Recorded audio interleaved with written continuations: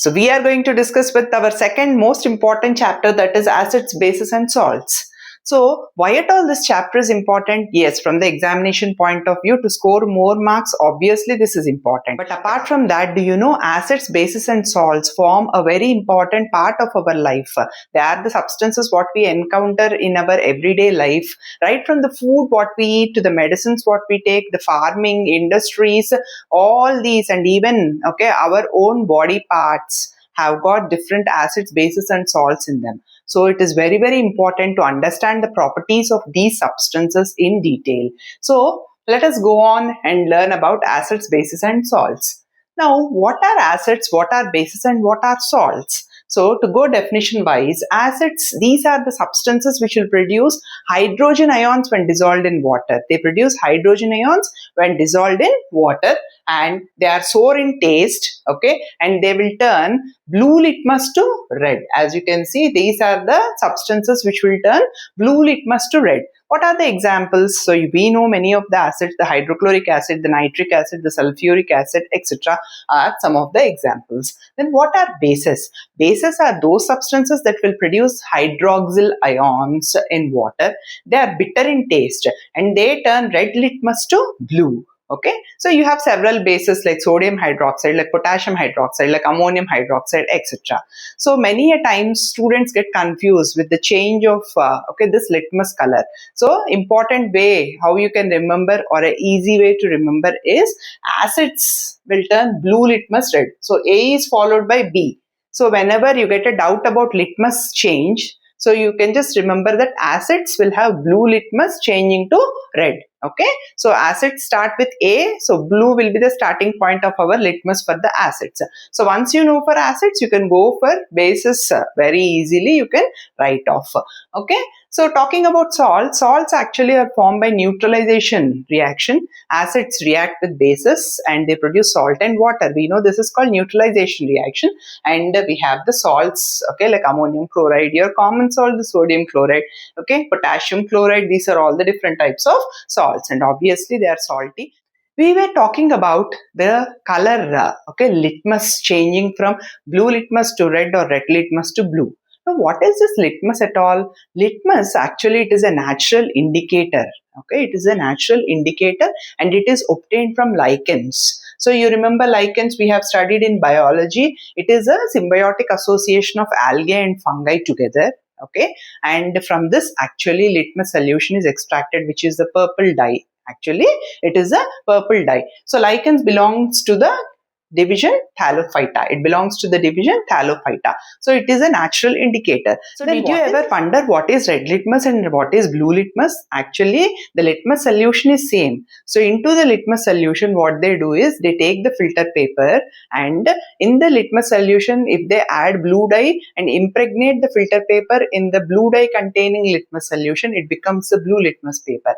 In the same litmus solution, if they add a red dye and impregnate a filter paper, it becomes the red litmus paper. So the litmus solution is same, but the color of the paper can be changed by adding different types of dye. And this litmus solution contains some molecules which will change their nature in the acidic and basic medium, because of which we get different types of colors.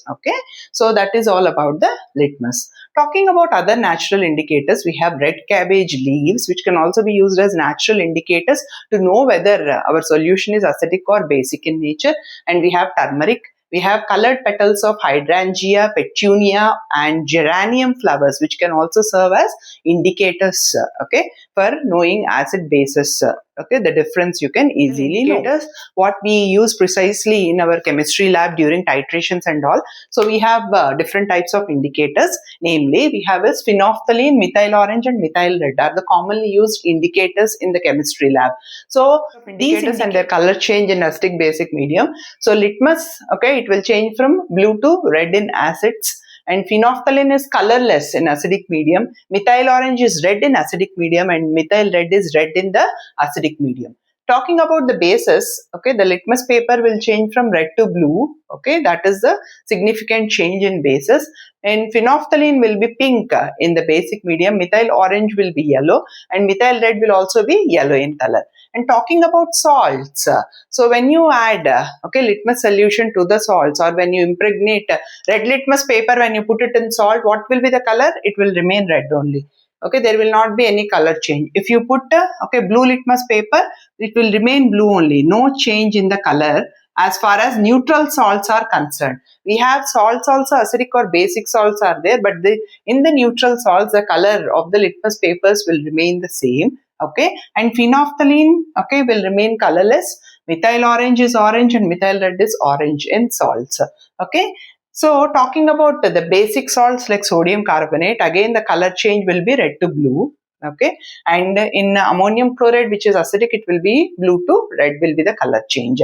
And sodium chloride, it's a neutral salt, so whatever is the color of the indicator paper, it remains same in the neutral salts. Then next we have is the concept of olfactory indicators. Olfaction is related to smell. So olfactory indicators we have is onion, vanilla and clove oil serve as olfactory indicators. So in order to check what will happen in the case of olfactory indicators is, these olfactory indicators will give the smell in the acidic medium, they lose the smell in the basic medium. So a simple experiment has been given in your books wherein you can smell the vanilla essence, which will have a good smell. It is used in the cakes and all, if you remember, and also the clove oil.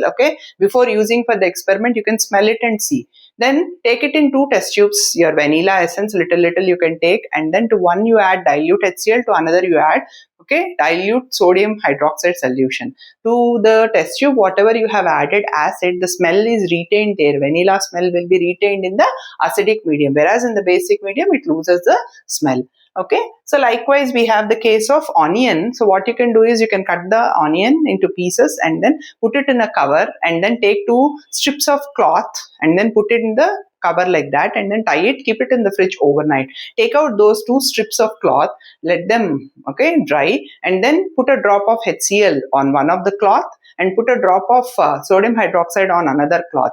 Okay, so on the cloth where you have put the acid, the smell is retained, whereas on the cloth wherever you have put sodium hydroxide, the smell is lost, indicating that the olfactory indicators they retain the smell in the acidic medium while they lose the smell in the basic medium. So like this simply you can just understand about how the indicators work out to tell about whether a substance is acid base or whether it is a neutral substance. So